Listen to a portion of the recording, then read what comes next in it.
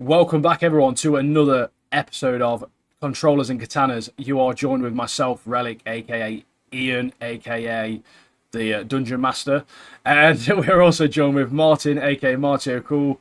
And yeah, I've just come back from a couple of days in London. Martin's poor sod's been at work all week, and we're jumping back into it with a big thing for myself and for Martin, as you can see by his t-shirt, the Deadpool and Wolverine movie. We both watched it back end of last week. We are a week late to it, obviously, because we record it on a certain day. But my oh my, this movie gave us fans, and especially as a Marvel fan myself, I absolutely loved this movie. Absolutely loved it. And it is made. This movie is definitely made with people like myself and Martin in mind. It's not made for the casual moviegoer.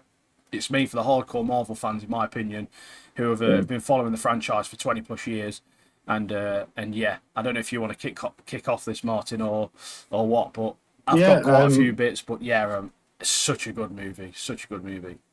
yeah. I thought like you say, like it was all for the fans. I thought the storyline of the actual film wasn't the best. Like No, it was pretty weak to be fair. But as far as other things like cameos and the work between Deadpool and Wolverine, like the chemistry and stuff like that, and all the little jokes, and I thought it was amazing. And the fighting, whew, out of this world. oh yeah, like you say, story wise, it's not much there, but there didn't Mm. need to be a lot of story in the movie because it was purely based on essentially just bringing that world into line with the MCU and into Disney, which is essentially all it was. It's just an introduction, and it was a little bit of like a light-hearted sort of like fun introduction to that world, and then bringing them over, and obviously including various bits like the TVA and stuff like that. But yeah, like you say, the fighting was full force throughout this movie. Visually, choreography, absolutely amazing.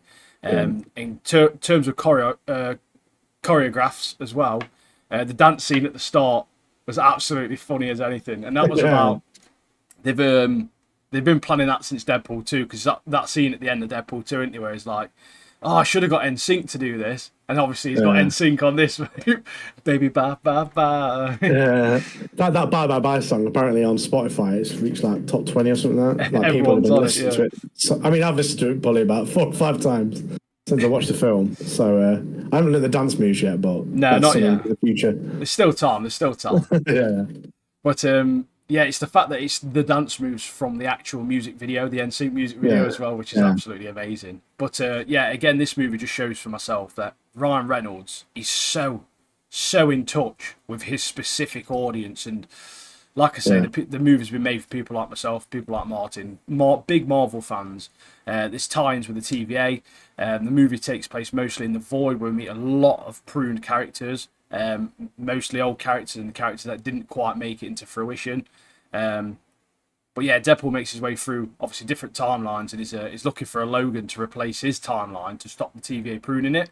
So essentially, because obviously Logan's died in the Fox universe, that his timeline now is the anchor of his timeline's gone, so they're just going to get rid of it, and he's essentially just looking for it. And we get in those sort of scenes, we come across some variants of Wolverine. Sorry, loads of different Oh, variants from different comics, and you get including Henry Cavill as Wolverine, which looked absolutely fantastic. Like I would not complain if he was the yeah, next Wolverine. He looked so badass with a motorbike and stuff.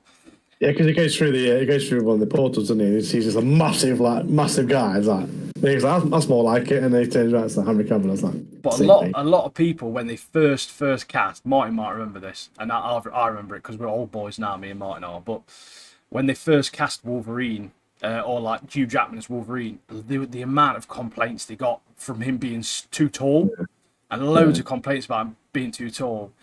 And this movie's just proved why you didn't want a comic accurate Wolverine. You didn't want a 5'3" Wolvie because they find one and he has to drop off the stool in the bar because he's so tiny. yeah, His feet don't even touch the floor, man. And he's literally like, it's ridiculous how stupid he looks. So I'm glad they went down the route they did, because obviously, as you say now, you and Hugh mm, Jackman, no one's replaced Hugh Jackman ever. He's irreplaceable essentially. Henry Cavill did look great, but Hugh Jackman's he's given his life to that role and he's done such a good job for 20 odd years. it's hard to come by it. And typical Ryan Reynolds style as well. The one-liners in this are really funny, and there's too many to list, but there's a couple that really made me laugh. Is there's one where he's getting a new suit and he steps out and he's like, "Your tailor is definitely a predator." Like, he's 100% a predator, but he's done a good job on my suit. No. And then one of the cameos we get is Channing Tatum as Gambit, and he looked so sick, but his voice was dreadful.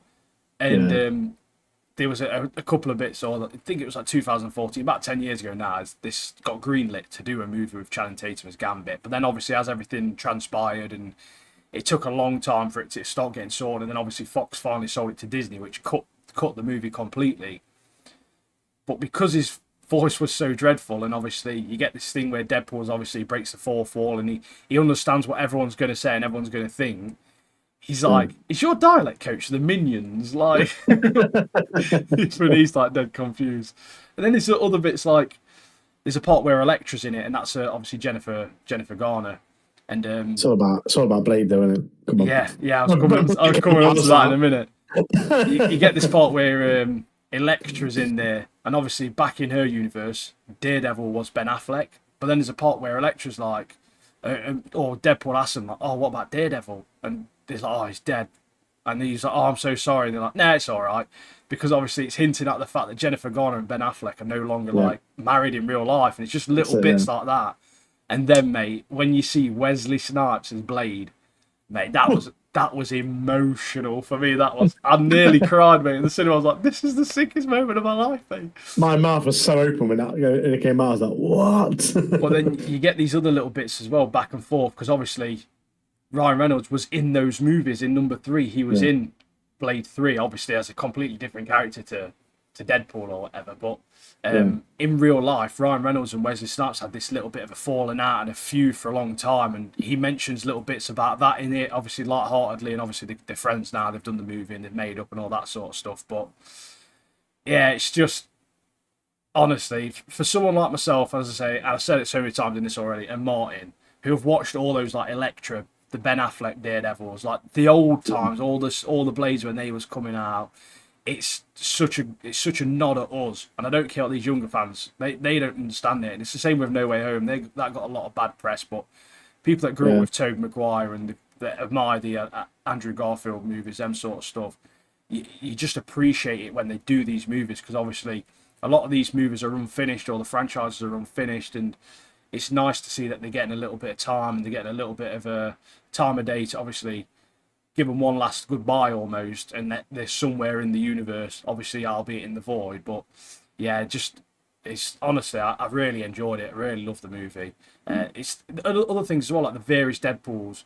You've got like a samurai Deadpool, you've got like a Braveheart type Deadpool, you got Matthew McConaughey as a cowboy Deadpool, and you've got like Ryan's wife as Lady Deadpool, Blake Lively as Lady Deadpool, and you got his kids are playing different variants like Kid Pool and Baby Pool, and Paul Mullins, one of the strikers who plays for Wrexham, which Ryan Reynolds part owns, he was Welsh Pool, and it's like it brings all this all these different communities together, and it's it's just it's such a fan service movie, but I'm a sucker for that sort of stuff, and I really enjoyed it. Chris Evans as Human Torch was phenomenal. That was very, very good, because obviously people aren't used to Chris Evans being that sort of character. A lot of people don't even know he was Human Torch. A lot of people only know him as Captain America, whereas like it's meant to be this upstanding type of guy who's really polite and has got well mannered, and then you got Human Torch who don't care and don't give a shit, and it's like effing and blinding, and like the credit scene for that was honestly hilarious, because you get this part where Deadpool goes on this tangent, starts saying all this stuff like, "Oh, he says that you're this." Wolverine's like, "You're gonna get him killed," and then it cuts back. It's like, "No, just to prove it, this is what he said," and it cuts back, and Chris Evans is just going in as Human Torch on Cassandra, just mad, mate. But yeah, I did like that a little bit with Blade as well. It's like he's that fighter, is that I'm the only Blade that's ever going to be or ever will be. And he looks at the camera, doesn't he? Like, oh. There's only ever been and only ever will be one Blade. Yeah. Deadpool looks at the camera like, But yeah, I love the film. I thought it was really good. I'll definitely watch it again and again. just for the comedic value as well. Yeah. It's so good. The fight scenes, the one where they're in the car, where they're both just in Oh the yeah, car, so funny. It goes back and then Deadpool's just tied up in the seatbelts. But Hugh Jackman, what a guy! What an yeah, absolute guy he is.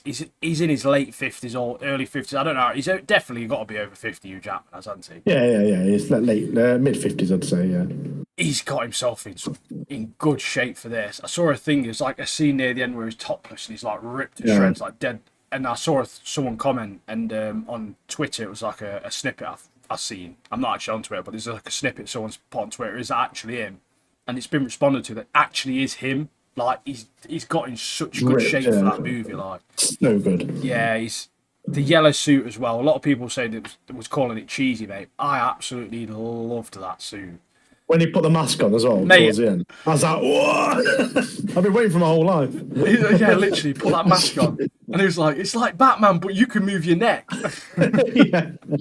Which again is like a thing going back to Batman when he had those old suits where he couldn't move his neck. He was like this. Yeah, obviously that through all the Wolverine films, I've been begging for the X-Men suit, and in this movie when the mask came up, I was like, "Oh." And they start smashing people up and slashing people up. I was like, yeah, this is So good. But yeah, it's definitely a fan service film, isn't it? overall, the movie was great, and I'm definitely going to watch it again, 100%. Oh. I think, obviously, the entire thing about Wolverine being the anchor being, I think it was almost like a little bit of a nod at Hugh Jackman essentially being the centre of the Fox universe, because he was such a big character, it was such a good casting. He's been in it for over 20 years. The Logan as well, the ending he got in Logan was phenomenal. Like, I absolutely loved it. And even when there's parts of that where they're digging up his body and stuff like that, if they didn't do this film well and they didn't give him the comic accurate suit and the way that they did it, I think was the only way they could have done it, because they could have easily ruined sort of like the memory of Hugh Jackman as Wolverine. But I think because they obviously found a different variant of him as the comic accurate with his suit and stuff like that, and obviously what he's been through in his universe where all of the X-Men are gone.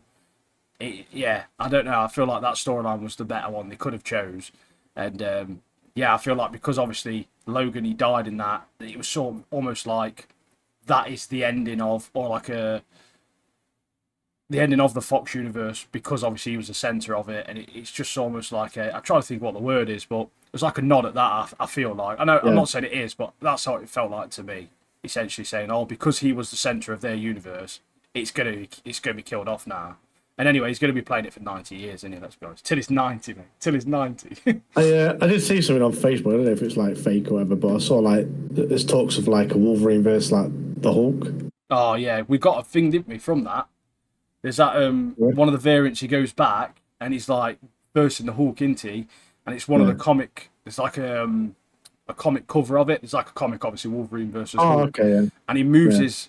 It's actually in the movie. He moves his claws, and you can see the reflection of Hulk in his claws. And it's so sick, mate. So sick. Even the brown and yellow suit version of him as well. He was badass, mate. He was badass. Should we talk about some news coming out? Yeah. On that front, this is why I want to mention the way that they've done Wolverine, is because my big thing this week is Robert Downey Jr. being cast as Doom. Yeah. And my note is, but why?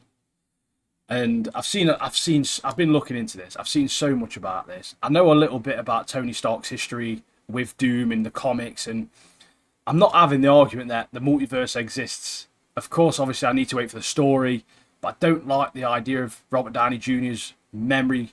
Robert Downey Jr.'s memory as Iron Man, obviously, is very similar to that of Logan. Whereas the difference with Deadpool and Wolverine is that he's still in a different universe, essentially. Anyway, he's not actually been brought really to Earth 616. Obviously, there was that little scene of him in 616 being interviewed for, obviously, the Avengers and trying to get into the Avengers. But with Robert Downey Jr., it's not like they're recasting him or bringing him back as a variant of Iron Man. It's a completely different character, and it's a variant of a villain.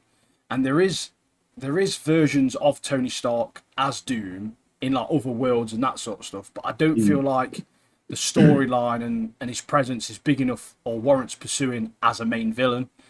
And the only thing I can really think of is that if they sort of has Stark and Doom, well, they have similarities anyway in terms of intelligence, that sort of stuff, but they aren't the same person.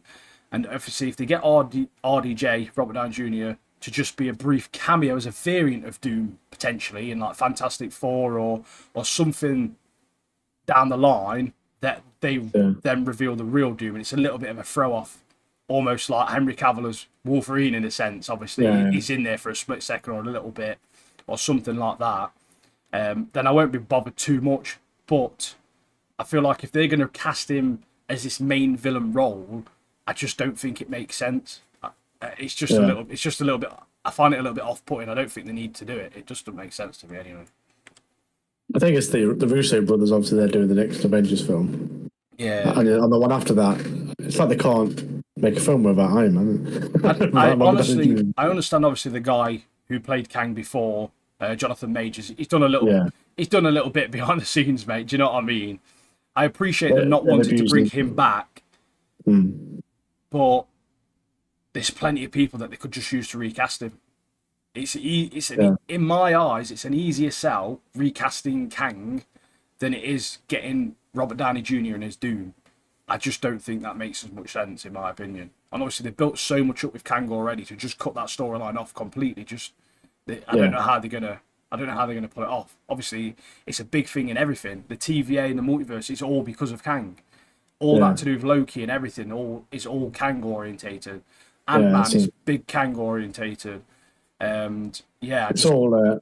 I did watch Loki season 2 recently, and it's literally all Kang's and all. It's literally everything. Yeah, it's all to do with Kang. The whole multiverse, everything is to do with him. Yeah. So for him to then just be cut out, it just seems bizarre.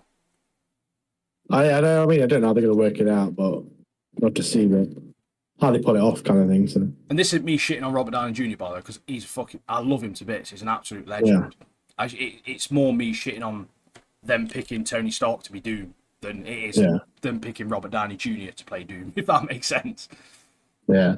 Especially when there's people like Cillian Murphy that are about, mate. You know what I mean? Well, there's loads of actors in who could play the role. Yeah, so many. I've got some more news. Squid Game season 2 has got a release date now, which is December 26th. It's been so long since the first season, if you're like me, you remember scenes like where he's got his stupid pink hair at the end. Oh yeah, and that's the last you see of him. So I'm intrigued to see how this next season goes. But this year, 26th, is season 2, and then next year is the final season. It's the final season, third and final season next year, December 2025. So that's not too bad. At least they've announced the next season straight away as well. So we know for a fact we're only waiting a year for the next one instead of an agonising 3, 4, or whatever years it's been. It's been ridiculous, hasn't it? I've got some other good news as well. Where it's along with the gaming. We've got some new games coming out. Only to mention a few because there's loads of games coming out. We've got Black Myth Wukong. That's August 20th. We've got Star Wars Outlaws, August 30th. Age of Mythology Retold. I can't wait for that game. Played it classic, when I was absolutely classic game that is. So that's coming out September the 4th. You guys have probably played Dead Rising. So we've got Dead Rising Deluxe Remaster coming out 18th of September. For you COD fans out there, Black Ops 6, October 25th.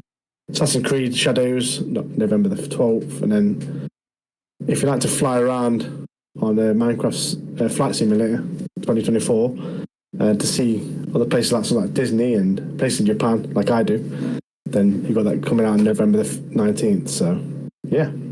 Yeah, the only other bit also on the news thing as well, me and Martin have mentioned it before, but there's a Terminator Zero anime coming out, and there was a new trailer drop for that yesterday, which would have been the 31st of July, and it's definitely got me interested, I'm not even going to lie. That's going straight to Netflix or to any other streaming service that you may be using online.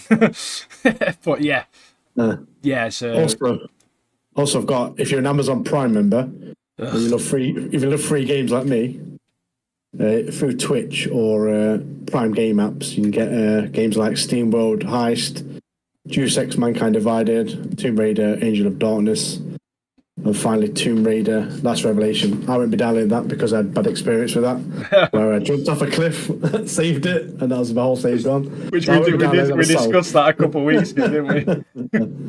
But throughout this month on Prime Gaming, the games all, so go on there, get some free games for yourself. Why not? Freebies. Yeah.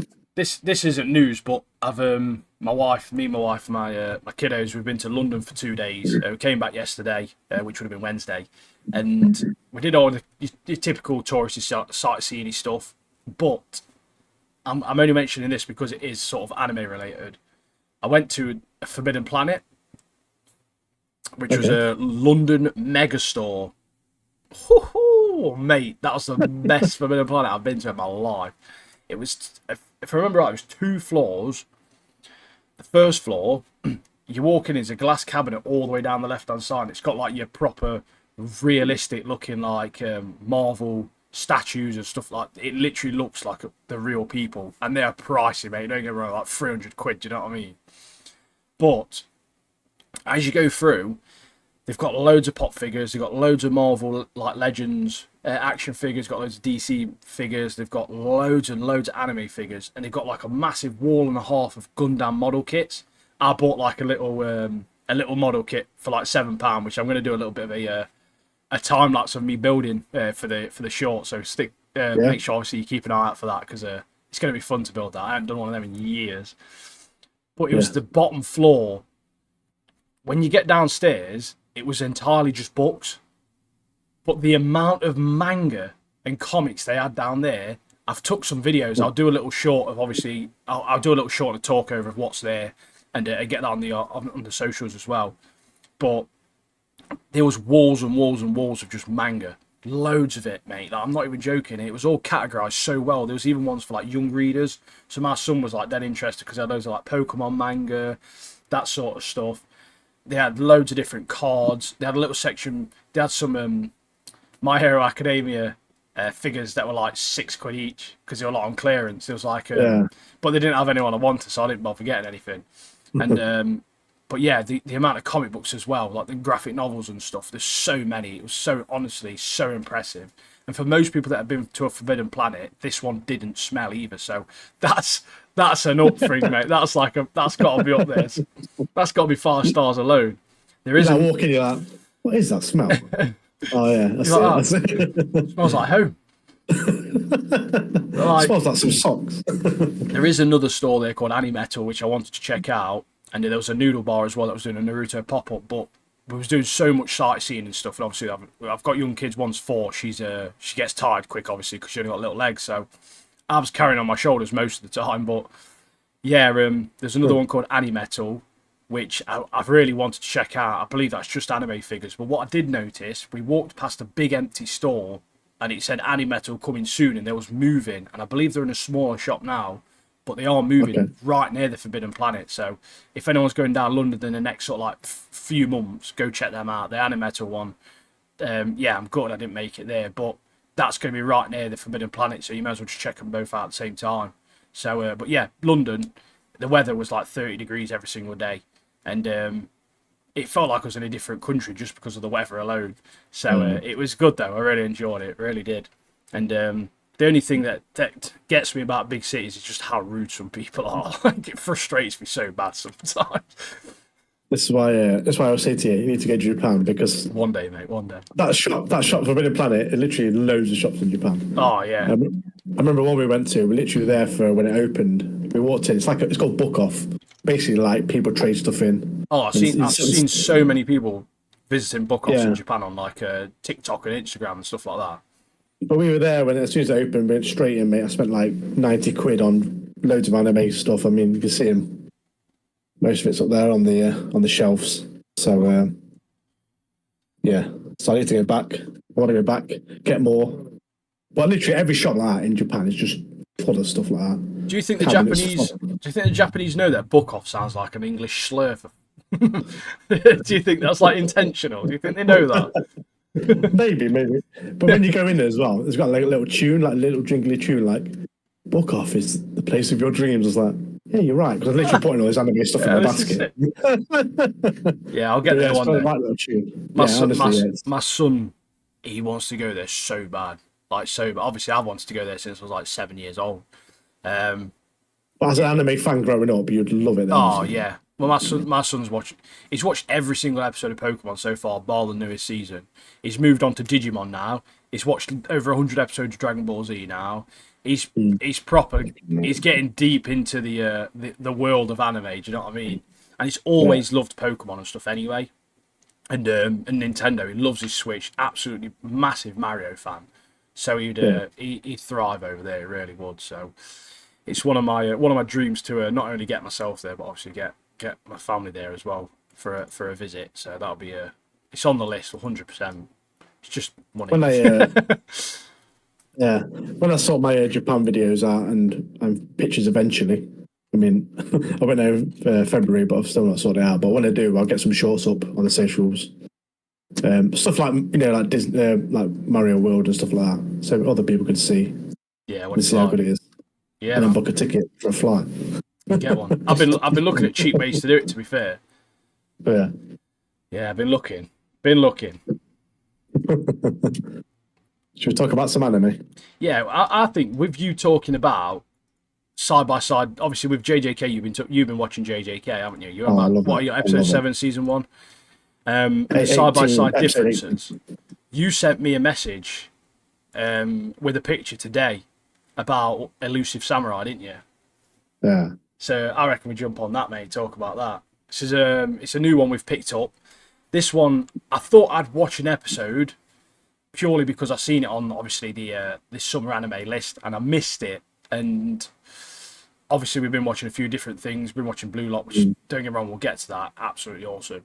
But I just loved the animation on this. The animation is really bright. I also like the fact that it's got historical inspiration because I absolutely love history. Anything with any sort of historical inspiration or accuracies. Vinland Saga, mate. It's been a massive, massive thing in my life for the last 2 weeks. Vinland Saga has, and I nearly cried when I finished it, mate. I genuinely did because I didn't know what I was going to do with myself because it was one of them anime where it was almost like a real comfort anime.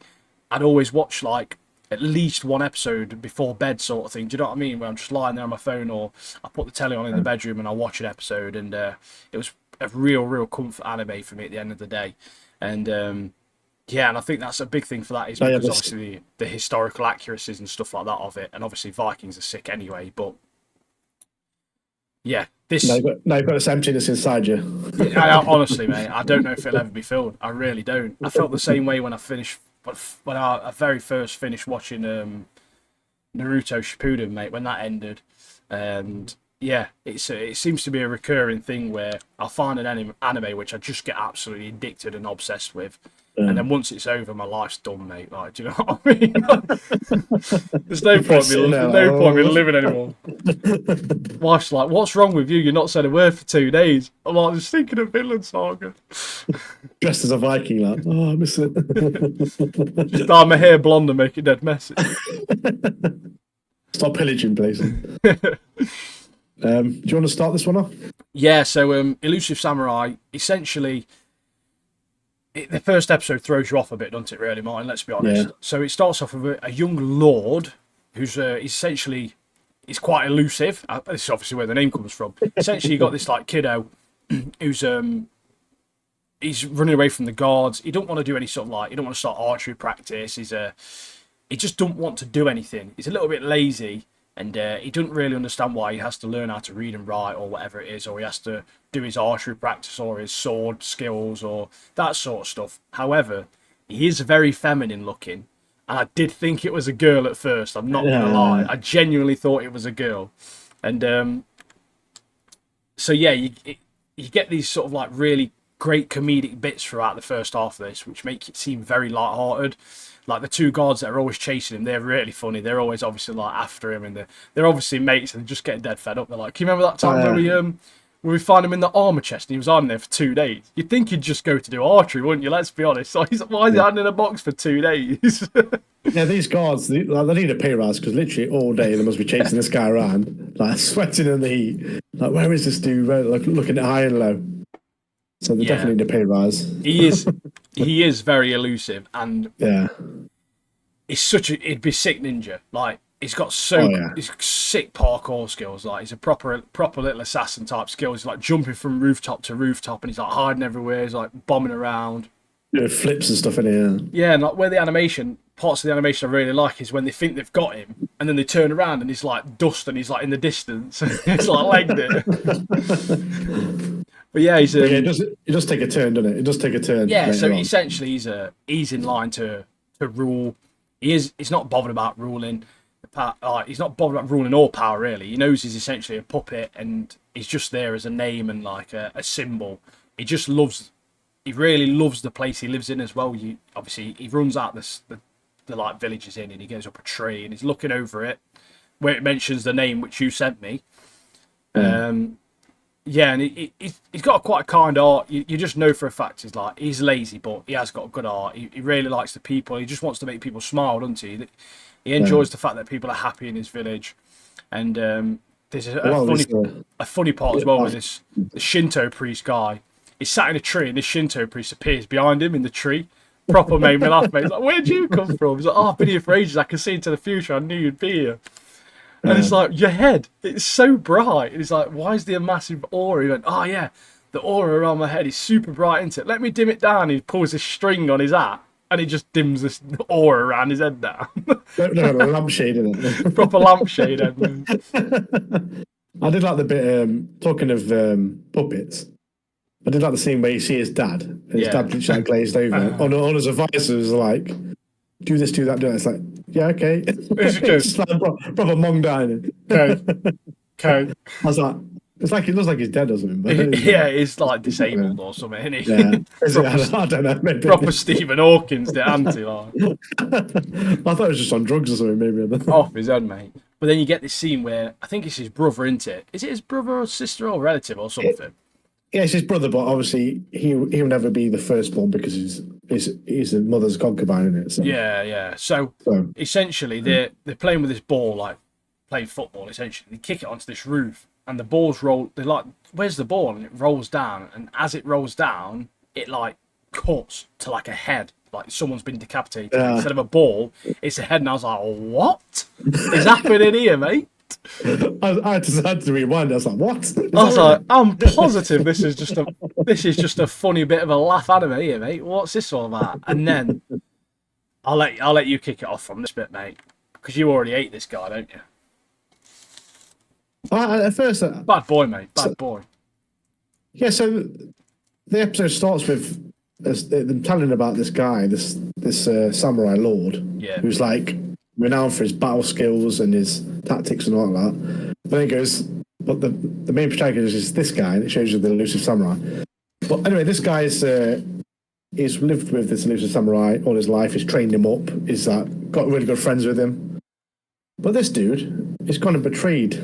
He's gone and betrayed the elusive samurai's clan. Can't be doing that. And it's like all that stealthy behind his back, and he's literally killed all the guy's army, and then he's got this other bigger army, hasn't he, that he's coming back now to Kamakura, which is the place where the elusive samurai's hometown, which I've been in Japan. But so it's got this massive army, and it's coming back now to take over. And then we have this scene where it's literally blood. There's a lot of blood, isn't there? Like you don't. And the elusive samurai, his name is Lord Tokiyuki, isn't it? Yeah, Tokiyuki, that's right. Yeah, he goes in and he literally sees, because the whole clan's obviously, when they view it as dishonourable, they'll kill themselves. So it's literally just a room full of blood and people have committed suicide, bodies everywhere, people he loved, all gone.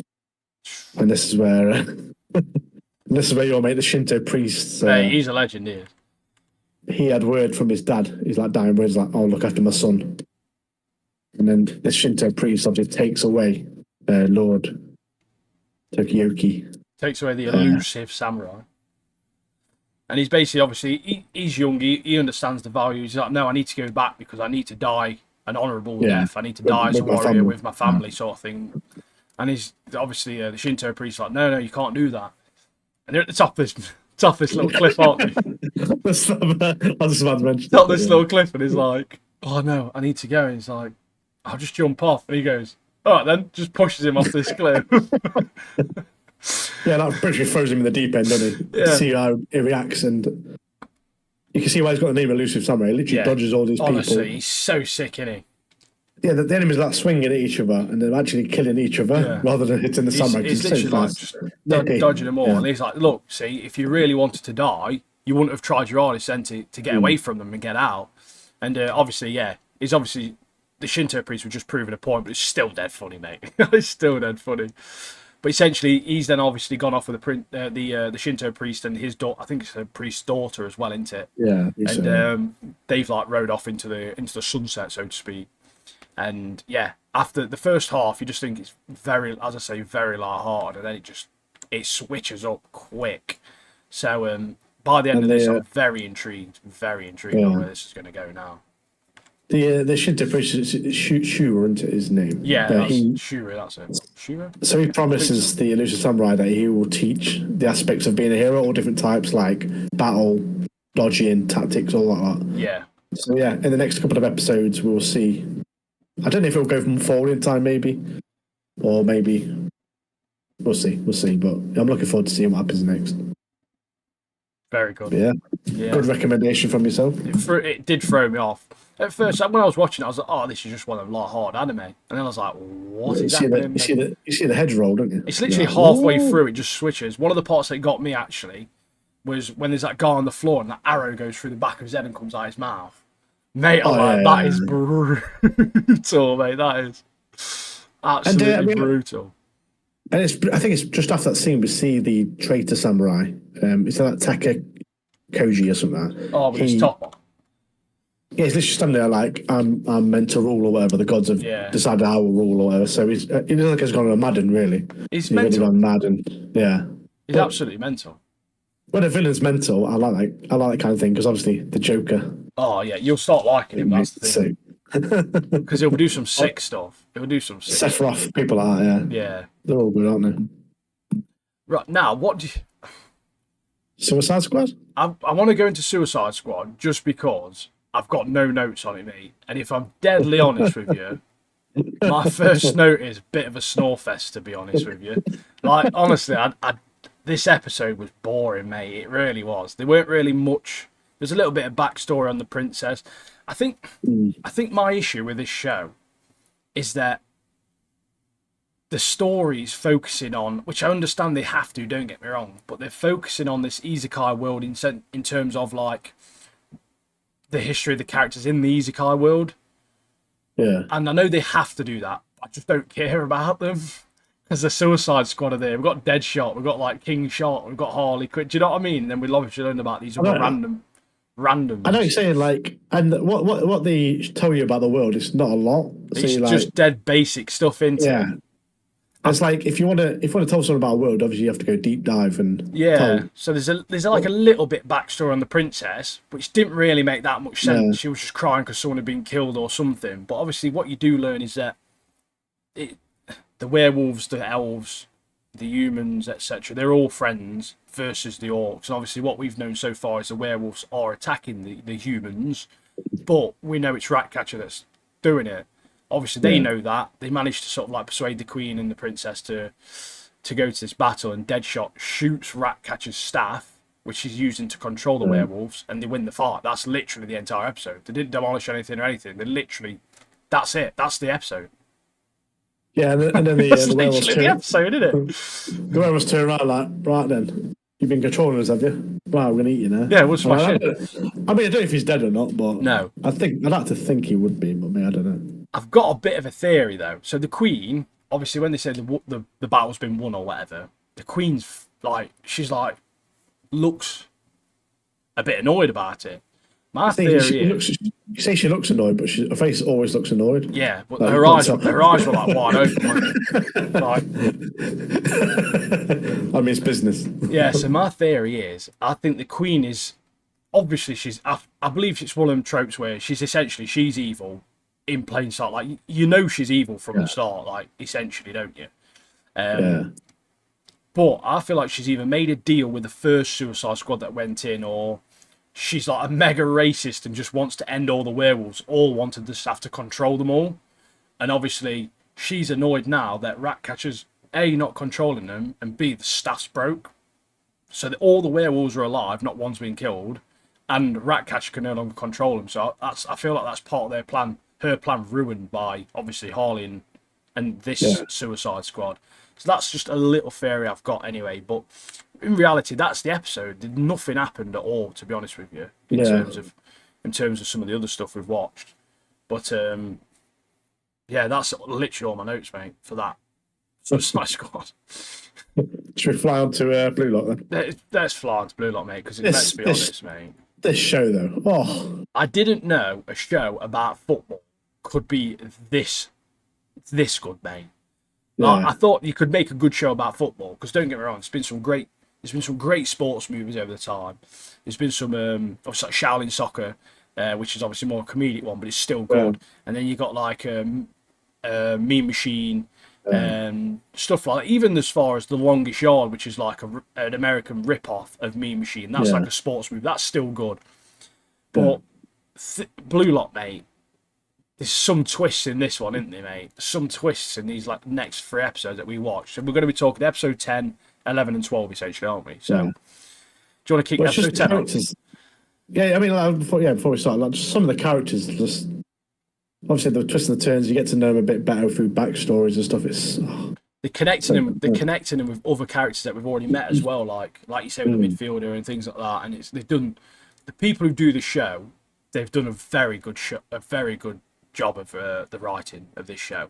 Don't get me started on the animation, because that's incredible, and the metaphors for things as well, and the way that they animate the metaphors is very, very good in this show. But absolutely loving this show, really am.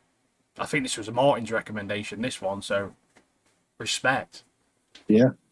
I try my best, you know. All right, let's start. So episode 10.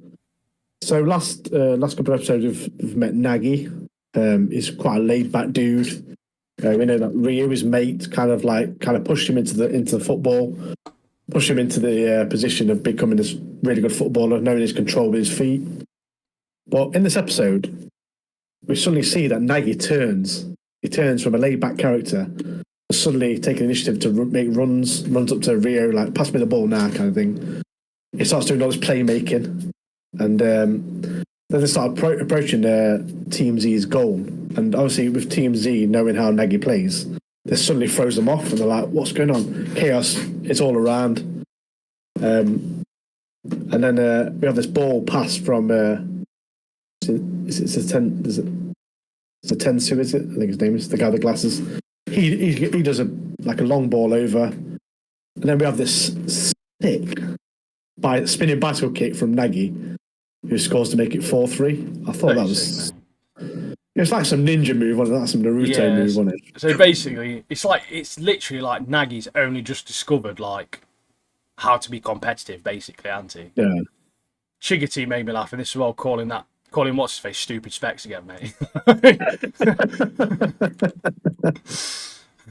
But then, Izzy realizes that Team Z had been playing well, and it's kind of stoked this fire within Nagy, which has unleashed this new secret ability that Nagy never knew he had. So to fight back with this, Team Z pulls an all-out attack and use Chickadee's speed to manage to pull off a few shots. And with the help of that Gagamora, which I love that character, just throws himself at the ball all the time, doesn't he? He's not bothered at all, is he? He's not bothered if he dies in the duties. But then we have Kunigami. Now this guy is so good. I love his play style. With his rocket shot, boom, he blasts another one in, doesn't he? Just got screamer after screamer, mate. Isagi as well. Isagi's obviously proved he'd be a very good like midfielder type. He would, wouldn't he? Because he's like a centre attacking mid type character. Because he's got such a good awareness. He's obviously a great playmaker. Well. He's a really good captain as well, isn't he? And he's a I feel like that's his role, not as a striker. I feel like that is his role. But I want to get into what I feel about roles later on, mate, because I've got a bit of a theory that I've drummed up, mate. That I'm interested to see what you think. Yeah, so as this play works out, Izzy realizes that he envisioned the whole play perfectly, and that the simulation worked in his head like pieces of a jigsaw fall into place. So then he realizes he has this ability to see the future and how the game will play out. But then we have a flashback to a Q on into the traitor. Q on, yeah. Yeah, so we was back at school. Mate. He's one of these guys who had a complete desire to win all the time. So he took his school team.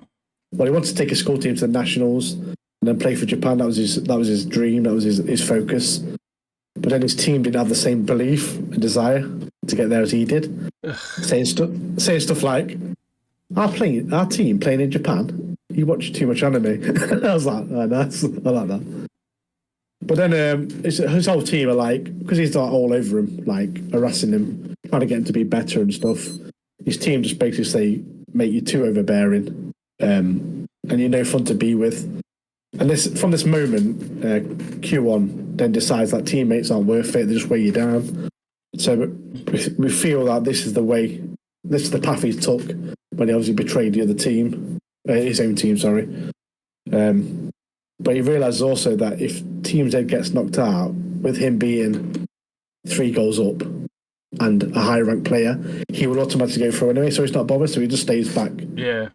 For this bit. I've put here, mate, little villain arc from a pathetic human being, mate, just because some lads in his school wanted to have a kickabout. Like, all they wanted to do was have a kickabout with their mates. Do you know what I mean? There's like, oh, we'll join the team because it's a bit of a laugh, innit?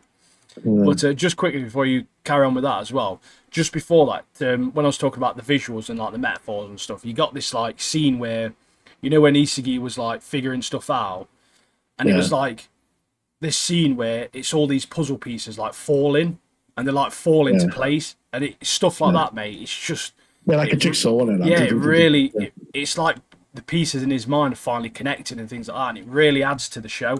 And it really adds to, obviously, the characters and his abilities. And obviously, you understand now, it's your ability, instead of him just talking about it, you get a visual representation of what he's thinking. And it just makes it make sense, if that makes sense. Like, yeah, it's very good. It really is. Yeah. Mate, you can get that the traitor bloke, mate.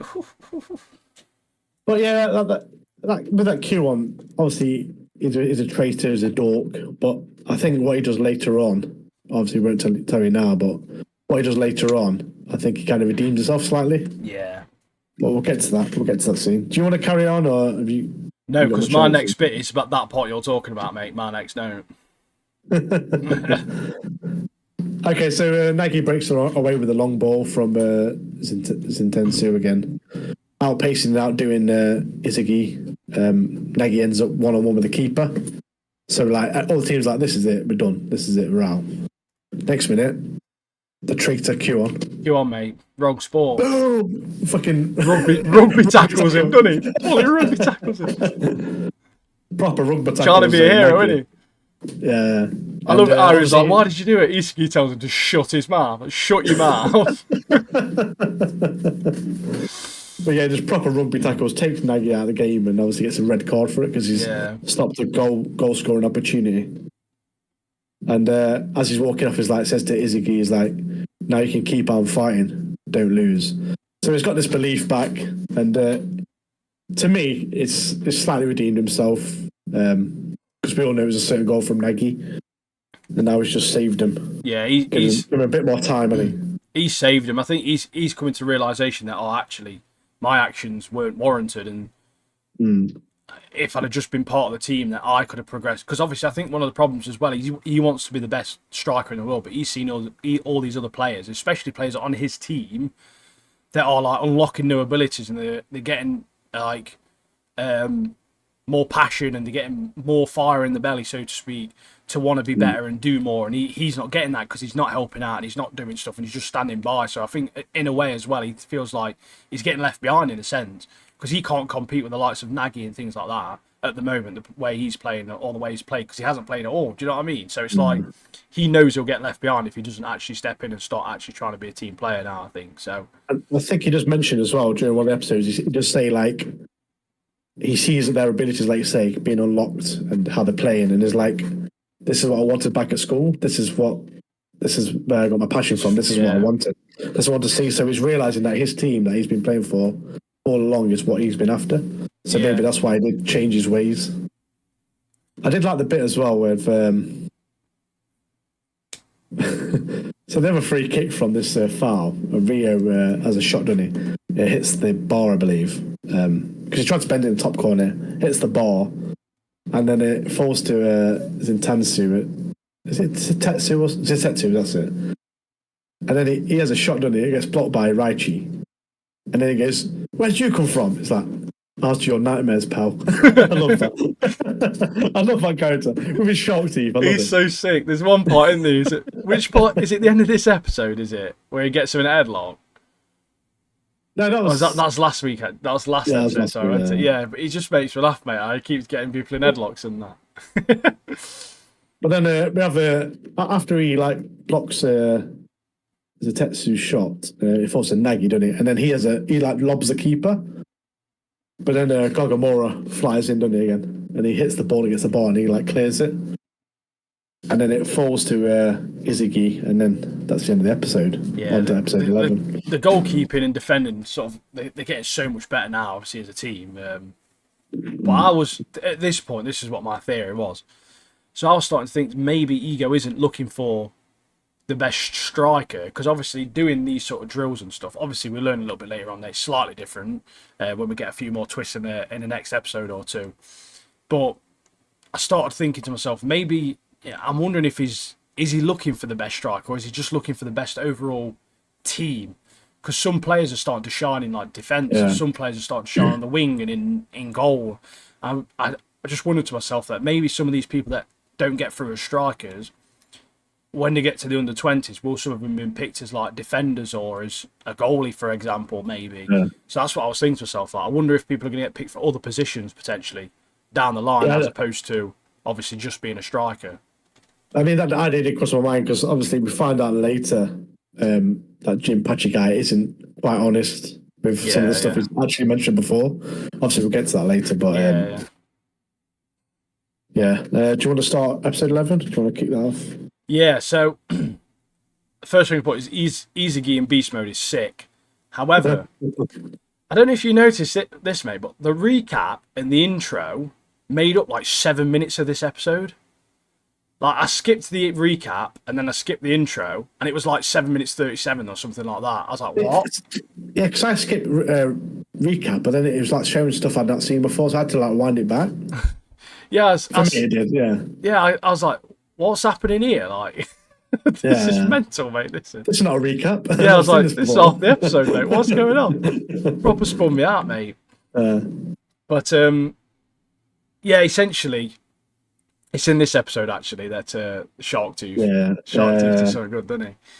So Isagi goes in beast mode, and they've obviously down 10 men, and Team Z get the cheeky win, which is well earned. But the part that made me laugh is they're obviously thanking Kuon, like, oh yeah, obviously you stepped in, blah blah, you made it so we didn't concede, and we'd have lost if we conceded. And then Sharktooth just punches him square in the face, mate. Sparks him clean out, mate. Yeah, because Kunigami's like, when you come celebrate with the lads, because obviously you're part of the team or whatever. And then that Ratchet goes, yeah, you're right. And he goes to shake his hand, doesn't he?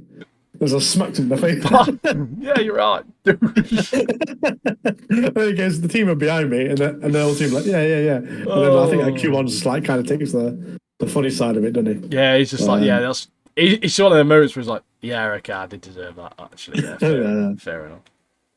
Oh, but the banquet they get, mate, after that win, phenomenal, mate. Well, they don't need to do that, because he comes in and they're all asleep, doesn't he? He comes in and like they're all asleep. He comes back with drinks, doesn't he? And they go and get the waters, don't they? They'll get loads of water, come back and everyone's fast on. There's like a big banquet like on the table. Like, literally loads of steaks and everything, mate. But I've been on them, mate. Mate, one of my favourite characters on this at the moment is Ego. You know, his chats with them, like literally just ripping them a new one, mate. You're all shit. You're literally worthless, bottom of the barrel. Like you're all rubbish. That's why your team's dead. Blah blah blah. But this episode was essentially a strength and stamina multi-day montage, wasn't it? Basically. There's a good minute and a half of like a montage. So essentially saying, look, other people have been doing this, now it's your turn.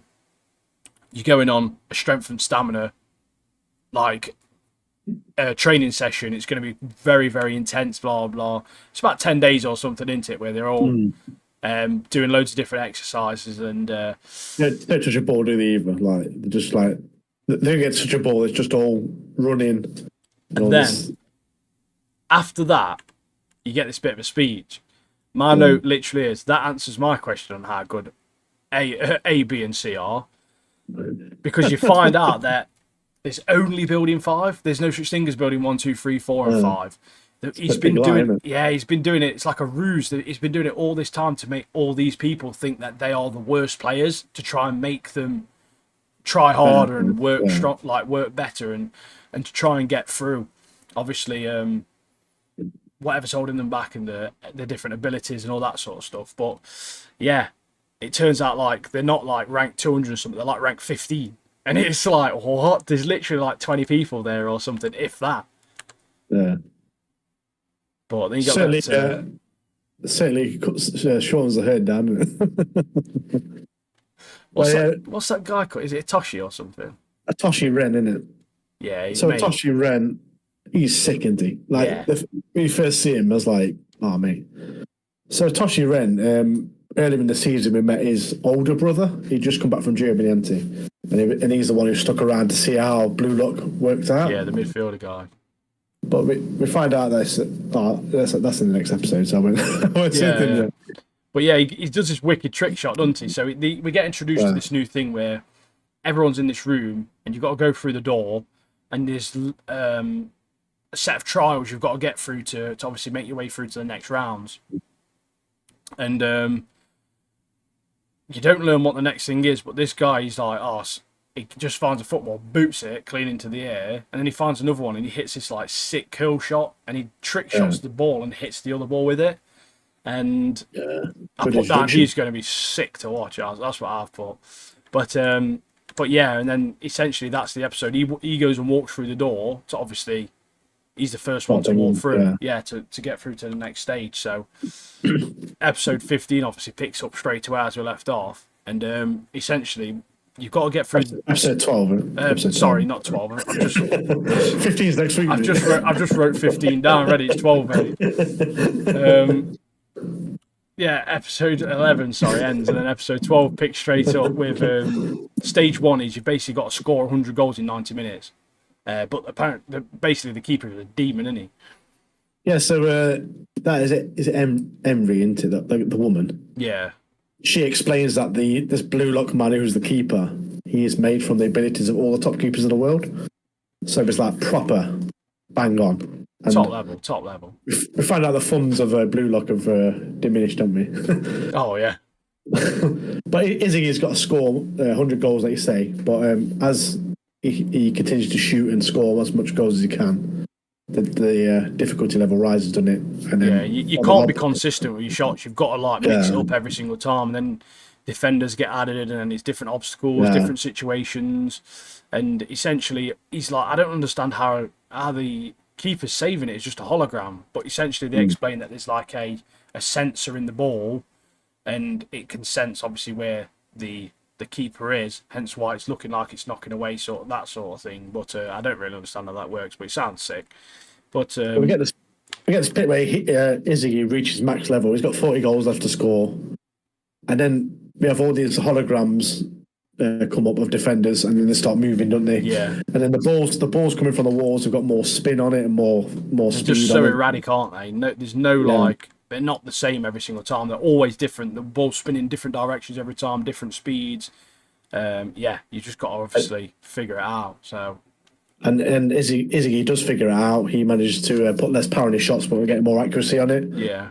I don't know. He manages to get to the next stage. The animation on those bits as well, with like the defenders and the obviously the blue lock man and all that, so good, mate. So good, isn't it? This show is. Like the power shots as well. Like when Izzy does like a power shot, it's like, oh, I love animation. So sick. Bachata. I don't know anything. Bachata, yeah. That's it, yeah, Bachata. he gets through, and Legend. Basically him and Isagi are the first two through from Team Z or Team Z. That's right. And Nagi is in some crazy determination god mode, isn't he now? And he essentially approaches Isagi and says, "Mate, I'm buzzing. I like what you've done. I reckon we should team up. Like, I want to join you."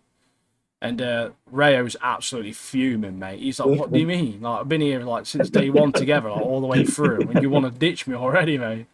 Can you imagine that though? I'd feel though. I can imagine.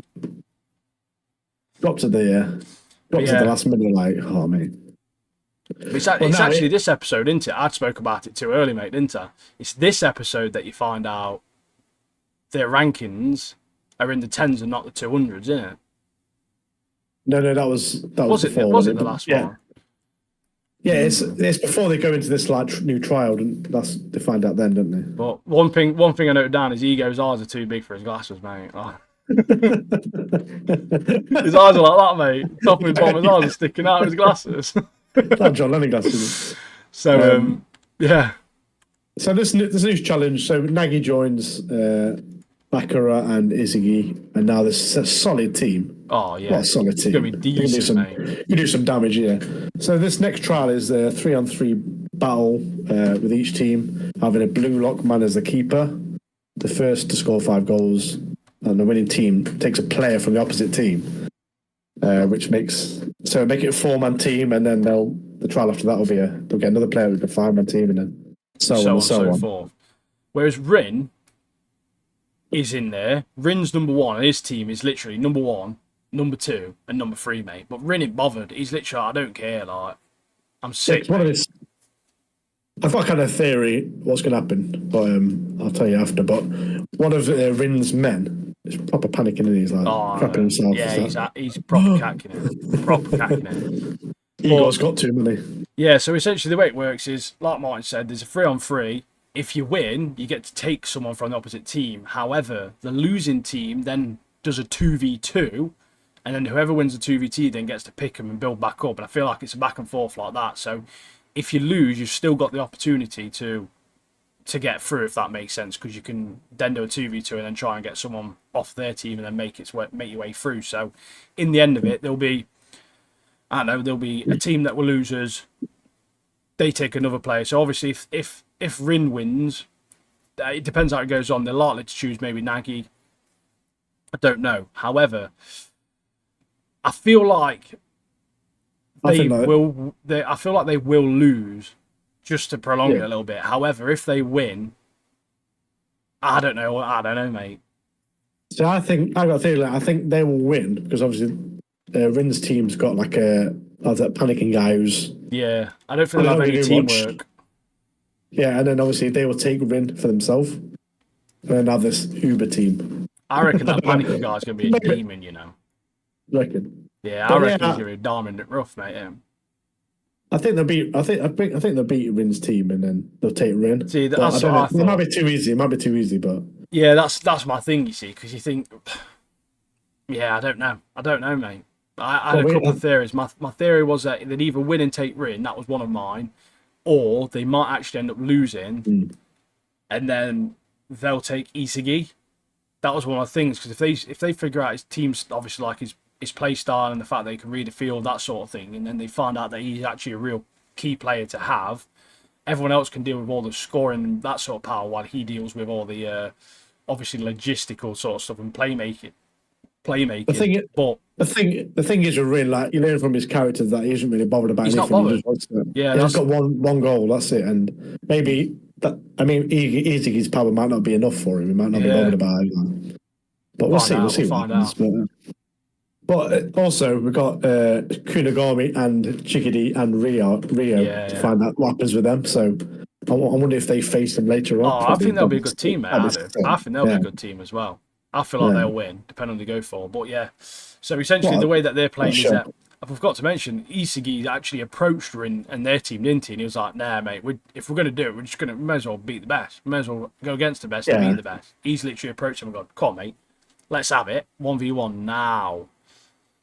yeah. I'll put at the end on my notes. I've put Izuki's ego takes over. That's Yeah, what you got to yeah. do, isn't it? Oh That's what yeah. you look, innit? He's loving life, mate. He's sick. I love him. Good show, though. Good show. I'm loving it. Shall we go to some of the real world stuff, mate? Some of the gory stuff. I reckon. Proper gory stuff. Should we get the Gladiator one done, or Let's should we get do the that before? Gladiator one done. Save best till last, I think, mate. Yeah. So the Gladiator one is called "Those Are About to Die." Yeah, Do you want to start this off? Do you want me to start this off? yeah. I'm just figuring out where. To be fair, I've not got tons and tons of notes from it.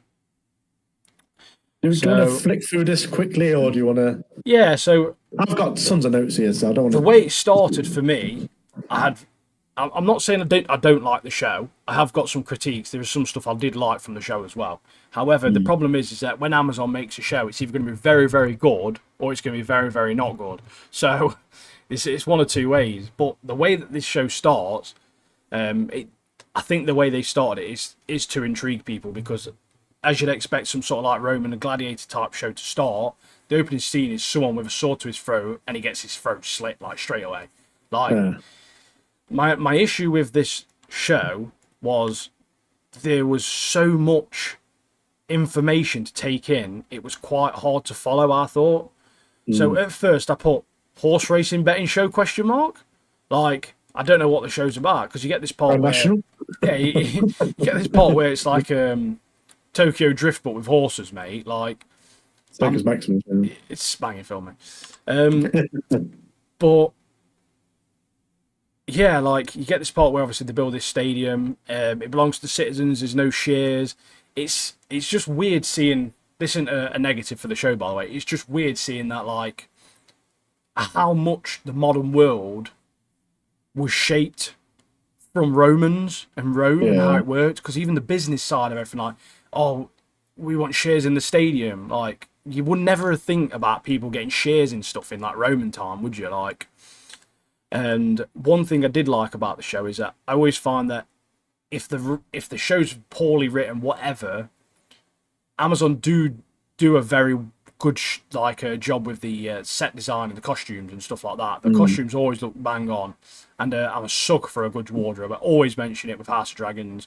We had obviously the Fallout show, which was phenomenal, and yeah, there's the costumes and the set are usually very very good with Amazon, and we do meet a different obviously thing like the Namibians are having none of it. There's like a little girl called there's two girls in like their kitchen or whatever, aren't they? This Roman Yeah, they're bloke cooking comes for the in, mum, aren't they? trying to Yeah. touch him up.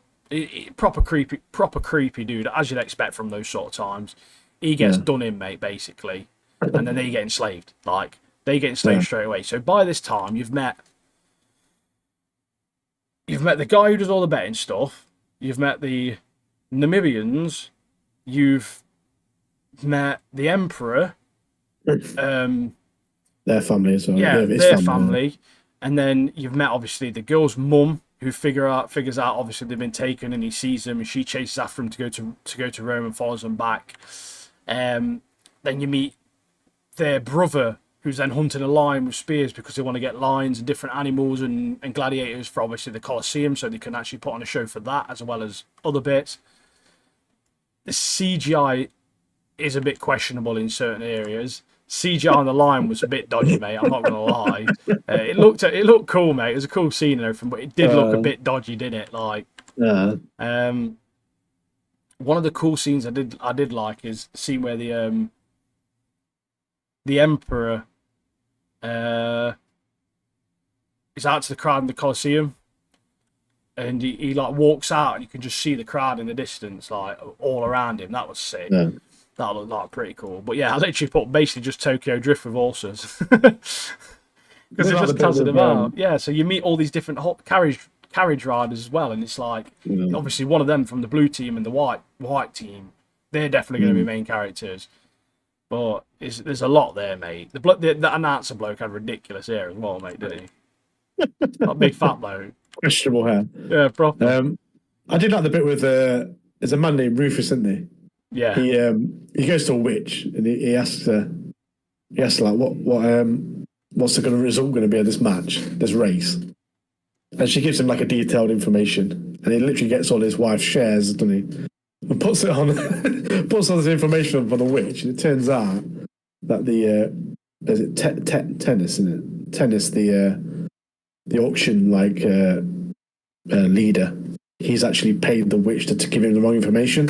Yeah. So this poor bloke's literally in tons of debt because obviously the race goes. He's lost everything, mate. He's done for, isn't he? He's sitting there all depressed, and his wife comes in like, "What have you done?" It was a powerful scene, that was, to be fair. You know, I'll give him that. You know, where he turns around because he's like, you can see it in his eyes, can't you? Like he's done for, mate. He's dead. Proper done for. And his missus comes through and he turns around like that, and she's like, "What is happening, mate?"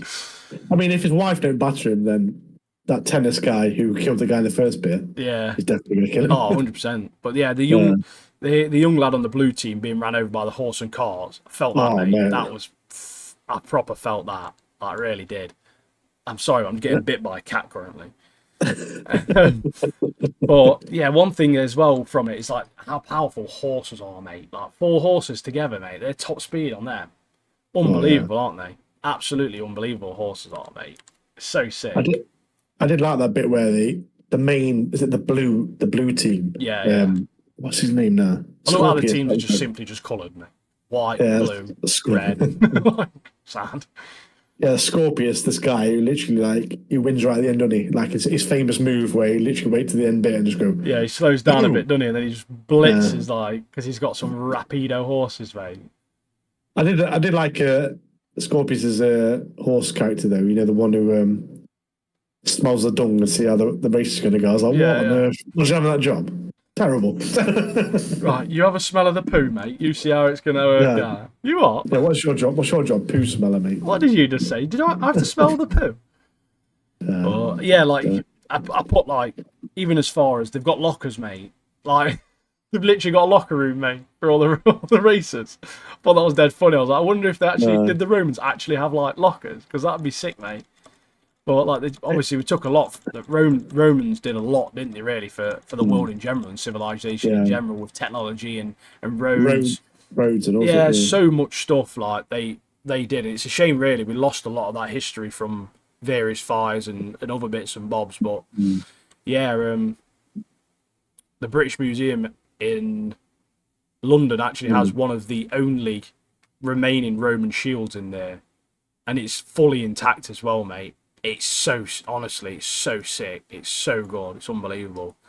But yeah, overall, I felt that there was it was a bit confusing, to be fair, in episodes. In places the episode was, because they just introduced way too many characters, way too much. Straight away. One you didn't mention is them 3 Spaniards as well. Yeah, the horse. Yeah, the Spaniards as well. Yeah, of course. You've been introduced to literally the very top and the very bottom, and everyone in between. So the pacing of the show, the episode just felt weird. It was almost like they was introducing too much, but the episode didn't go fast, if that makes sense. It dragged on a little bit, but I think they'll sort out next episode, maybe. Yeah. So I'm just slow things down a bit. My thought process with it is 55-minute episode. They've just fucking gone in, introduced everyone you need to know, and now they can start piecing together little bits and build from the characters that they've already put in there, rather than going, oh, this is the betting guy this episode, this is the Emperor this episode, and do you know what I mean? Stuff like that. So obviously the Emperor's got 2 sons. One of them is a warrior. The other one's, I don't know, a gimp. I'm not really sure what the other one does. But the warrior... Politician. The warrior, that's what I said, mate, innit? But the warrior, he's he's being controlled by that Namibian queen or whatever. No, Judean Queen. Judean Queen, that's it, yeah. He's definitely being controlled by her. She's onto something, do you know what I mean? She's trying to get herself in there somewhere, somehow. And because he conquered, with the Romans, he conquered Judea. Yeah, so he's got all these people. There's some revenge mission happening in the background. 100%. But yeah, so I'm interested to see where it goes. And hopefully, as we've just mentioned, I'm hoping they stop soon the characters in a little bit more depth and not as frequent over the next episode. So I don't want to see every single character again, because there's far too many, mate. There's way too many characters to just look at every single episode, because we'll only find bit and bit of each character every single episode, and it will get boring, I think. So what I find funny with them 3 Spaniards, like they go into the arena and then one of the brothers goes off with a prostitute, doesn't he? Oh yeah. And then comes back, and then when they're walking out of the stadium, he goes off with the prostitute again. I was like, fucking hell. What's he doing? He's gagging it, mate. He's gagging it. He must have dollar on dollar, that guy. But yeah, I do think when I was watching the show, I was like, I mean, back in the day, I watched Spartacus, I watched Rome. Them shows. Oh, mate, Spartacus. Nothing will ever beat Spartacus. Spartacus is by far the best gladiator show ever made. Like, without a doubt, by far, mate. It was a phenomenal show, that was. But I will be honest, if you ever watch Spartacus, it's full of nudity, full of gore, full of everything. Sick. But it was so good, it just predicts how life was in Rome. And the other show, Rome as well. That is another one to watch. That's really good as well. I've not seen that one, but I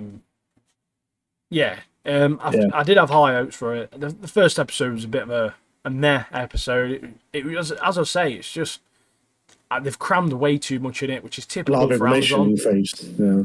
They did it with the Lord of the Rings show as well. It's just, I just don't. I'm hoping the next episode's a lot better. But maybe they should do what HBO does, mate, in my opinion. Just follow their suit, innit? Because let's be honest, mate. House of Dragons, episode 7. This episode is so good. Mate. This season so far has been so good. Like, the quality of it. Do you want to start off? Bent the knee instantly, mate, didn't he? Literally instantly. The visuals of the dragons and the way on the beach, the beach, mate. And one of the things I picked up on as well was when Rhaenyra is sort of like stepping towards Adam, mate. That dragon is following her, like steps as well. Like, it's so loyal. She's got so much control over that dragon. It's just one of the things you see, that like their bond with the dragons and obviously the riders is so strong, mate. Like, I was like, that was so good. It's just they didn't have to add that in, but just those little sort of things, like they just make the scene, don't they? Like, really. As Rhaenyra's approaching Adam as well, see smoke behind Adam's, like, see smoke as well. Yeah, it's like, what are you saying? Are we chilling? Yeah, are we chilling? But he's getting ready to like defend his master as well. So. Yeah. It's so really good. Well, imagine Adam's like position, like suddenly it's like from 1 minute it's just doing odd jobs around like the shipyard. Next minute, some dragon riders. Like, what? Yeah. Literally. What an elevation that is. So sick, mate.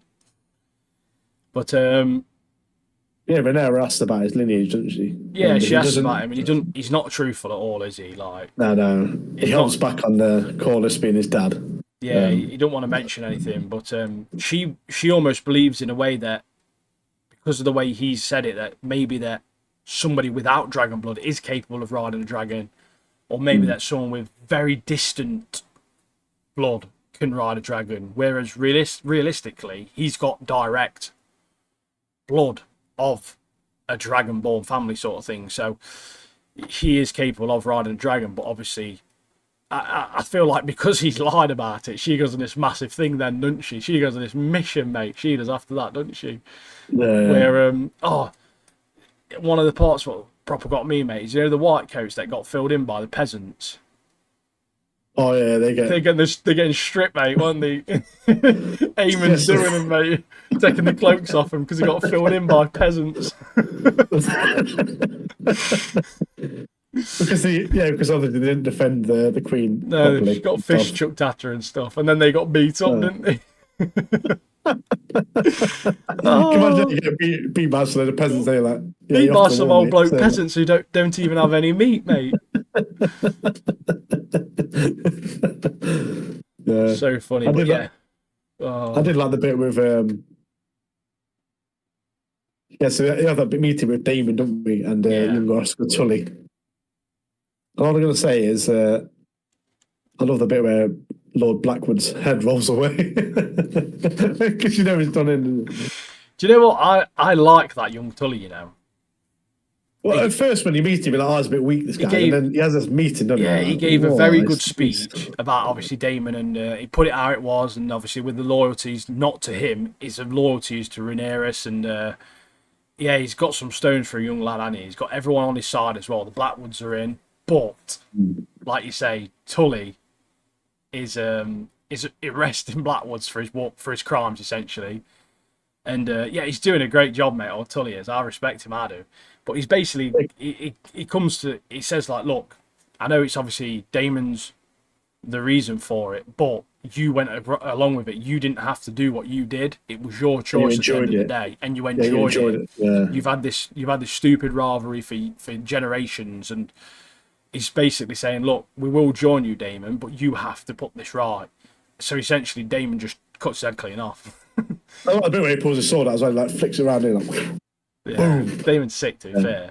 So yeah, the Riverlands are in, and But I love the bit where Tully goes, "You have to correct this," and then that is it so strong is like, "Oh dear." Looking at David like, "Oh oh dear." dear. Well, as I say, mate, I said this earlier. I love set design, I love costume design. I say it's every single time, mate. But House of Dragons, mate, the costume design, every single episode, mate. I love it so much. It's so good, like it really is, like Okay, very costumes. good. It's okay, costumes. Can you remember season 1 when Damon was in he was doing that like, jousting thing? Yeah, He yeah, had yeah. that really sick like dragon armor on. Oh man, It's like the one where when he gets on the dragon before he goes with that witch woman, like stops him. He got oh suited yeah, and booted then, didn't he? Mate? With sick dragon armor on then. yeah. But I love him, man. yeah, so the Riverlands are in. We've got Rhaenyra trying to build an army of bastards. She sent anyone with white hair's invited, mate. Don't matter if it's your nan or what, mate. She's got white hair. She's invited to come have a look. Do you know what I'm saying? But we have that And big we have that big queue of people yeah, coming you got into a queue of Dragonstone. people. So like, obviously the Valyrian is telling his bold bastard son about the plan for Rhaenyra to find bastards with dragon blood, Yeah, and he says that they do have dragon blood, as is an old Valyrian, but that they're not dragon riders, and he's trying to essentially deter him from going forward. And I don't think he wants the bold one to do it, because obviously the bold one's quite important to him. I think now, isn't he? Obviously with the fleet and all this sort yeah. of stuff as well. First And captain. I don't think he knows really what the bloodline of their mum is either. Does he? Like, he don't know whether the Yeah. mother's like she might have some Targaryen or something in her. They don't know. Yeah. So I yeah, like the bit where that Corliss guy says down and goes, "Oh, you heard about Dragon Riders?" Like, yeah, I heard about it. He's like, "Yeah, it's your brother." And like his face, Alan's face, like, "What?" Like, What? mad jealous about, mad jealous. Well, Adam's got a dragon, yeah. Yeah, But like, yeah, like, we're not like dragon said, riders, though. Don't you do it, mate. Don't you do it. No, you don't want it. You don't want it, mate. You don't want the smoke. but like you say, Alan's like literally like, "Yeah, I'm seeing salt kind of thing. I'm going to my position on Yeah. the any dragon riding or any of that crap." Oh, sorry, And crap. you get this part as well where I do where Jace is kicking off, innit? Like, I do understand Jace's frustration. Yeah, He's obviously got all these bastards given the chance to ride a dragon, and I understand as well where's he's got all these people coming forward, and what if when they get the dragon, if they are eligible and the dragon comes forward to them and they try and rule or they try and turn on them. yeah. It's a waste of dragon then, isn't it, mate? You can't go around wasting dragons. There's not many of them. But you got There that is one dragon, haven't there? Oh, There is one mate. dragon. Well, we'll talk about it later. We'll talk about it. We're jumping ahead of us. But we have that scene, don't we, as well? The pub guy. I know, The pub geezer makes me laugh, mate. Doesn't even actually know if he's actually got any Targaryen blood in him, does he? He's like, oh, actually, I'm not even sure, you know. No, I think he does, but he's just dead apprehensive. Yeah, Like, I think he's just like really nervous. Like, yeah. Actually, yeah. I'm not worthy. I'm not worthy, kind of thing. I don't know if I have. Blacksmith Hugh, though, mate, he's well up for it. I can understand his wife's frustrated, mate. You hammer, mate. I can understand why his wife's obviously frustrated, but let's be honest, mate. They've got no meat, for one. They're obviously, do you know what I mean? They're struggling for food. If this works out for you, it's going to be massive for a minute. Like, he knows that as well. It's going to be massive. It's going to be an absolute change. He's going to be like a key part of Rhaenyra's army, because no one likes Aemond anyway. No one likes sort of like the lot in charge at the moment. And yeah, so he's obviously on his way, and he wants to essentially try it at least and figure it out and see obviously if he's eligible. Because like I say, he's going to be like a king then, isn't he? They're going to get the best care for his daughter who's sick, and they're going to be chilling, mate. They're going to be chilling, aren't they? So. Well, we find out in this part that his daughter has actually died, don't we? Yeah. He goes. We couldn't find. Sorry, I couldn't save our daughter, but if I do become this dragon lord, like you said, then his wife will become like a lady, and then she goes on to say like, I don't want to be a lady, nor do I want to be a widow, because obviously with dragon fighting, you know the results. Cool though, isn't it? I think you see him get on that boat, didn't you, to Dragonstone with his mate from the pub. Remember the other scene as well with. Listen, have you seen where she was walking through that meadow? Oh, yeah. It just made me wonder if that was filmed in the UK. As we obviously in the UK we do have some like proper nice places like that. But it made me laugh. It made me think back to Shogun, where she just randomly starts going for a swim, mate. I was thinking of Shogun, where he just starts like diving randomly. Like, you teach me how to dive, mate. Remember that scene with Rhaena, Damon's youngest daughter, when she leaves the Vale from that miserable woman. I can't remember her name, but she like leaves the Vale and then she goes off on this path, on this journey to find the dragon that's eating all the sheep and burning them all. Obviously, we know that's a dragon for later on, but yeah, she might get her own dragon as well. So only time will tell, mate. Only time will tell. 20 dragons, mate. You can have 20 dragons knocking about soon. Yeah, I can understand as well that there's a lot I can understand here. I can understand why Rhaenyra is doing it, but I can also understand why everyone's annoyed that she's doing it. Like, you got the old boy who's speaking to her in the tamers, isn't it? Yeah, he's one of the tamers. He's like, look, you can't get all these bastards. Like, he's tarnishing a sacred tradition. And yeah, I completely agree. You should keep the dragons to the purebloods. Proper racist in reality, don't get me wrong, but it makes sense. Like, that's obviously their tradition and their generation by generation. But at the same time, I understand why she's doing it, because she's the true heir to the throne. She's a true successor, and she wants to get back into power, and it's essentially the only way she can do it. They've got Vhagar, who's like a big bad boy, isn't he? So, yeah. And then we have this bit where Rhaenyra's talking to the crew of blonde people, and people have probably dyed their hair blonde just to get there. Oh, yeah. Got mops on it tells them. She tells them about the Vemaphor, which is the second largest dragon after Vhagar, and he's a beast when we find out later. He is fucking sick, mate. He's got some serious battle damage. Seen some wars in his time, that bad boy has. It's called Bronze Fury, which, you know, with a name like that, you know he's going to do some damage. Beast. But then it kind of leads them all to the dragon room, that cave. Mate, it's massive, innit, as well. Like, it's humongous, which I understand it's got to be. It's got a dragon in there. And then and I was thinking at that point, I was like, yeah, good luck, mate. Yeah. To all of them. Because I was thinking, like, you saw what happened to that geezer the other episode, mate. Like, Stefan. Yeah, there's definitely going to be a few people that get killed. That's my instant thought, was they can't. She best have prepped them to say, look, when you step in here, you might not be stepping back out. Because if she's not done that, that's not fair, really. Because let's be honest, they should have known that something was gonna happen. Do you know what I mean? Well, Rhaenyra knew that there was only two dragons. There's about 30 man walking through the... Loads of them, mate. You're dead. It's like, right, one of you's gonna be sound, I bet. One of you's gonna be sound. That's it. The rest of you are gonna be food. Well, when we have this steam of Venathor summoned by Rhaenyra, isn't it? And when he approaches, it sounds like the T-Rex out of Jurassic Park. It's like proper bad. Mate, even Rhaenyra's shitting herself at this point, because he's coming forward. But then you get that shot of her touching his nose. thought, Yeah, mate, that massive. was proper. And then when she turns around and cool faces little the scene camera. now. When she turns around and faces the camera, the dragon's right behind us. Like, oh, mate, what So good, cinematic mate. freaking, yeah. But it's having none of it, mate. It just incinerates a massive chunk of them all. So they goes who's first, and then this guy with a dodgy eye comes out, doesn't he? Mate, he was never being it. Do you know what I mean? I don't know how he had the nerve to think he was going to be a dragon rider. Yeah, it's like he looks a bit like Sloth, doesn't he, from Goonies? But anyway, he comes out, it's like, yeah, I'm the one.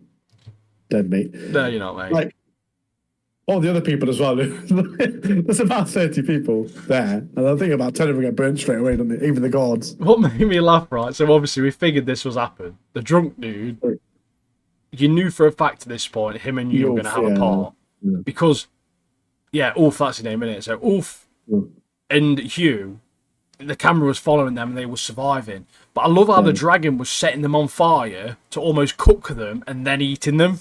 Like, it was like not just eating them, he was literally setting them alight and then eating them after, mate. Like, right, you're cooked.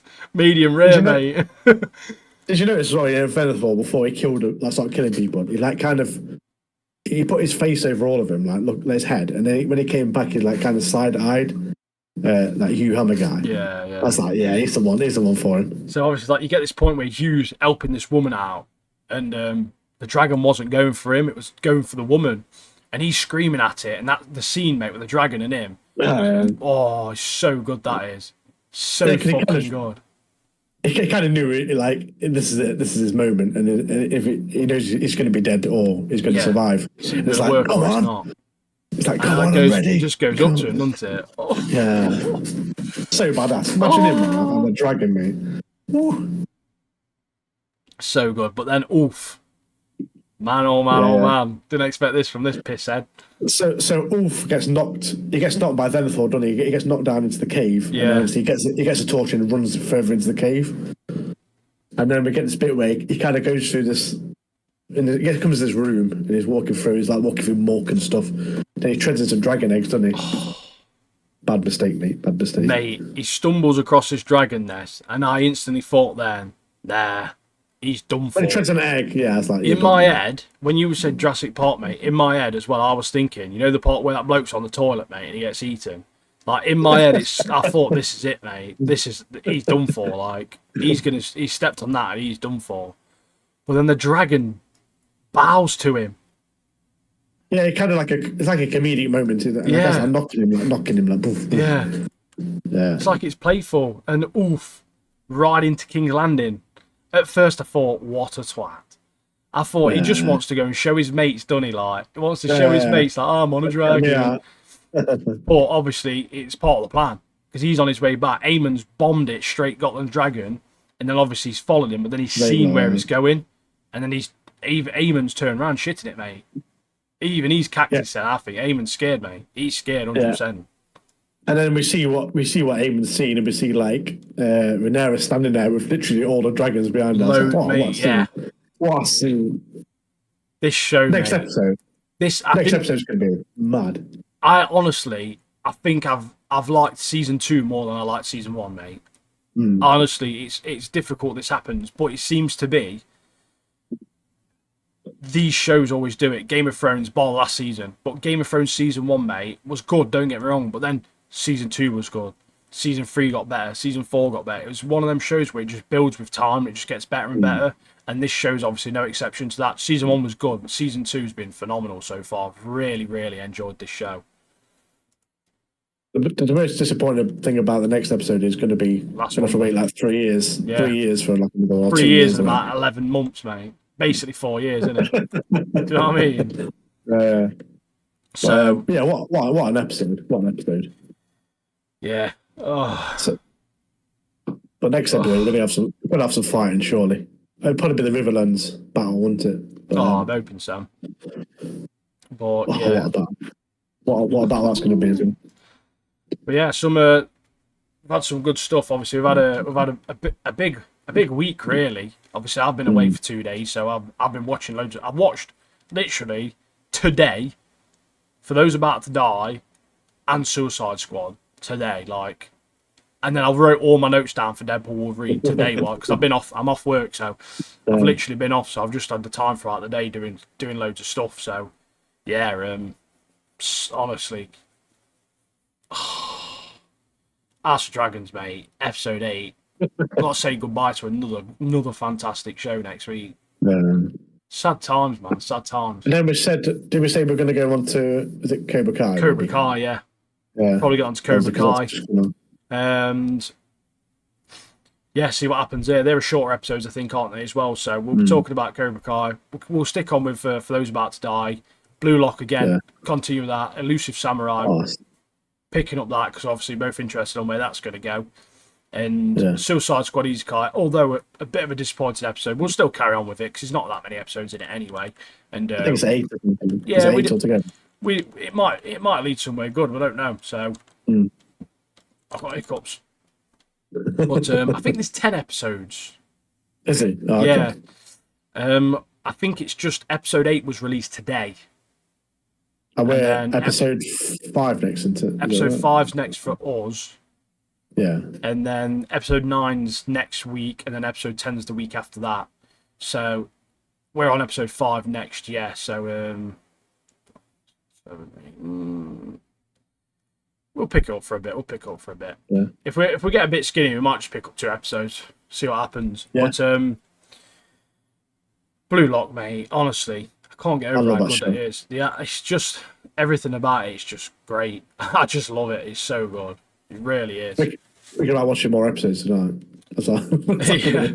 I'll just smash all 3 in it tonight. Just get it over and done with, mate, because it's so good. But I like to. I started doing that at first. So like the first 3 episodes, I'm watching like a day. Second 3 episodes, I'm watching like 2 days. And now what I've started doing, I've been watching only 1 a day. So I'll do like 1, 2, then 3, because I like to prolong it a little bit, because I know for a fact if I binge watch it, I'm just going to be waiting longer. So I'm like, oh, no, I've got to wait like another week now to watch another 3.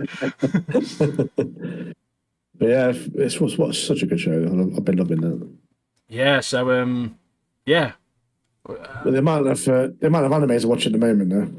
I'm watching JJK. Decent, mate. Jujutsu Kaisen. I'm watching Naruto. I'm watching Digimon, mate, with my lad. Digimon's sick. I forgot how good Digimon was, man. I used to love it.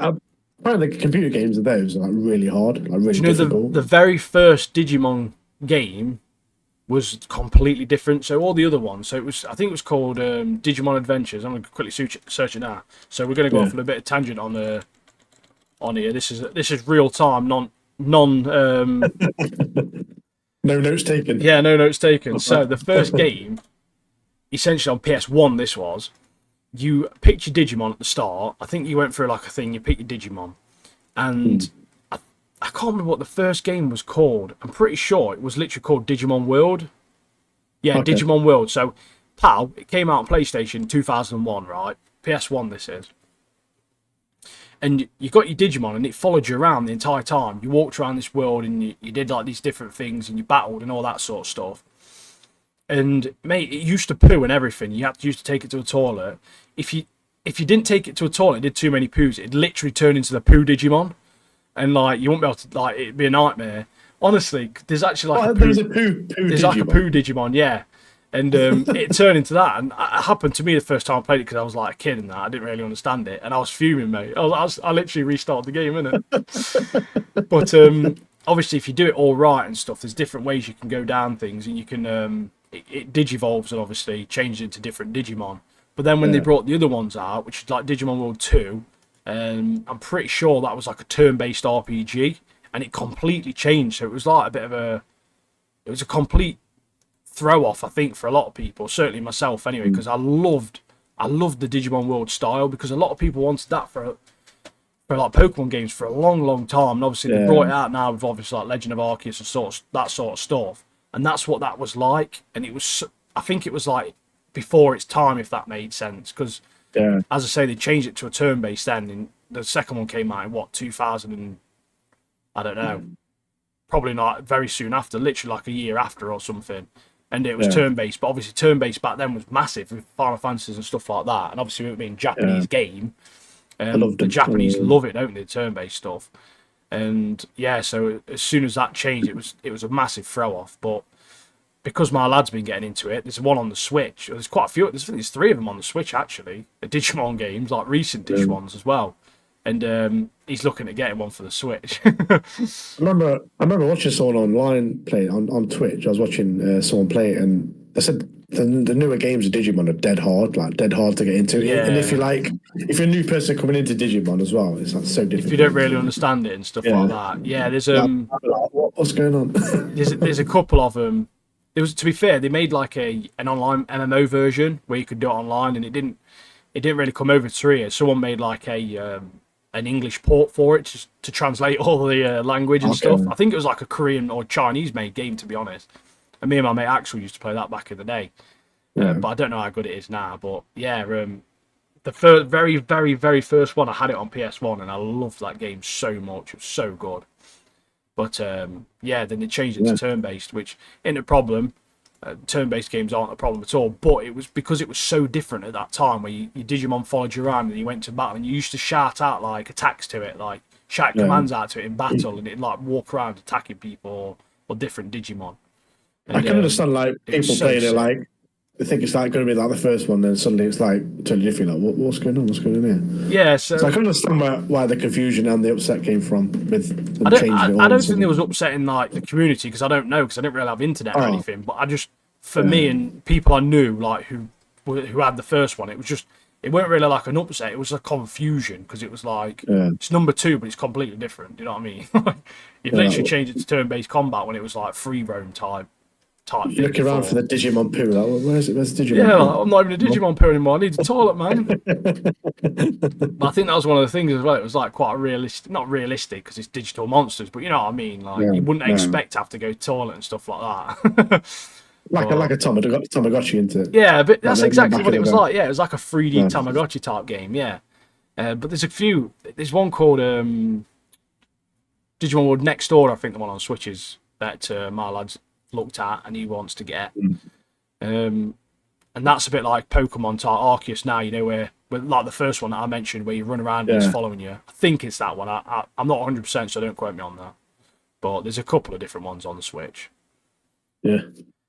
But yeah, I used to love Digimon, man. I used to absolutely love it. I've never watched it personally. Mate, I used to watch the movie. There's a Digimon movie. I used to watch it all the time, mate, when I was a kid. Like, so much. It was another one of the things that I just grew up watching.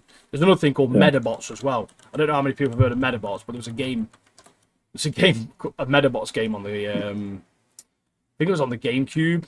Mate, next level. If no one, GameCube's sick console. For people that don't understand what Medabots are, you basically have your own, like, it's not a pet, but it's like a robot. And they're like, I suppose AI in a way. They're like intelligent and stuff. But you could swap body parts. So like you could like battle someone and you could win like the left arm. And then you could have this like rocket arm on, as well as like your gun arm. And you could change your heads and your legs, and you did different abilities. And they made a game on the GameCube where you could do that on it. And it was so beyond its time, mate. It was unbelievable. Yeah. So good that was. I think it was called Medabots Infinity. Check some gameplay of that. It's wicked. You're dropping some gems here, you are. I'm sick, aren't I? Whole games. hidden gems released. Hey, it's dead rare, mate. That Medabots game, man. But yeah, it sounds like you had good memories with it. So yeah, it was sick, mate. I used to love it. I used to love it. For those who are listening, check it out. Yeah, like you can buy it on Amazon. It's like 90 quid. Yeah, the main character was called Metabee.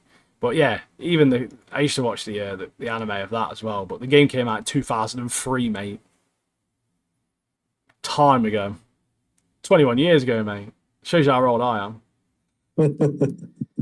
He was a wee lad back in the day.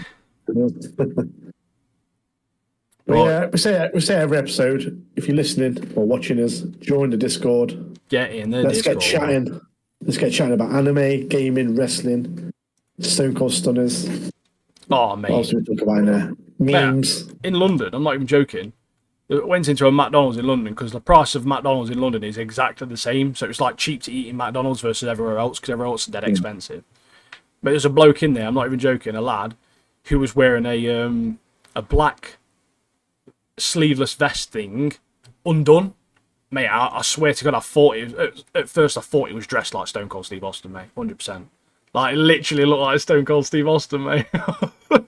That's like smashing beers in the... Yeah, I looked at him and he looked at me and I said to Blake, I think he's dressed like Stone Cold Steve Austin. It's my lad loves Stone Cold, mate. Yeah. But yeah, we've got some game stuff coming out, mate. I'm going to do some playthroughs of games, so I'm going to upload them to our YouTube. We've got more shorts on the way, as you discussed earlier. Yeah, man. Yeah, we've got loads of stuff coming out. We're looking at making different T-shirts as well. Working on the merchandise side of things. So yeah, which I still need stick to order, around. but we'll have some. We'll have some soon. In a couple of weeks, we'll be wearing it on the pod anyway, so you'll be able to see it. We'll be modelling. Yeah, modelling. Yeah, model episode. Isn't it? But yeah, we've got some really good designs for the T-shirts. So yeah, stick around, see how they turn out. I'm Yeah, sure man. they'll be amazing. Yeah, they'll be sick. Trust me.